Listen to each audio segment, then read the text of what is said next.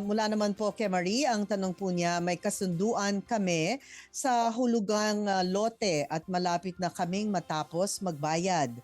May mga resibo rin kaming may pirma nila. Pero ngayon po ay bigla na lang binabago ang presyo at dinadagdagan ang singil sa amin. Ano po ba ang pwede naming ikaso sa kanila dahil hindi nila sinusunod ang usapan? Pwede rin bang silang ireklamo sa sobrang stress at abalang Okay. ni Marie, Attorney Noel? Oo, meron tayong law on obligation of contract na tinatawag sa batas, sa civil code. Kapag ka-violate mo to, ang tawag ho doon, breach of contract.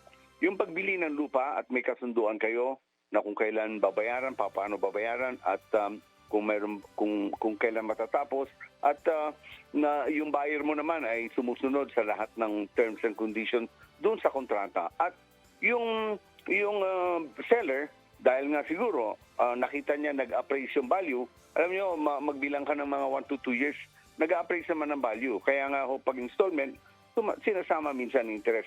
Ngayon, hindi dahilan yun para i-increase yung value ng lupa ng bilihan nyo. Tapos na akong kontrata, nagkaroon ng kasunduan. Kumbaga, ang tawag natin dyan, your contract has already been consummated. So hindi na ho po pwedeng balihin yon, hindi na po pwedeng ibaliwala, hindi na po pwedeng baguhin na porque nagbago ang presyo ng lupa, ay babaguhin mo na rin yung presyo. May karapatan ho, patuloy lang ho, bayaran ng continuous yung bayaran. Kung ayaw tanggapin, i-deposit sa korte and then mag-file ng breach of contract. Ganun lang po yun at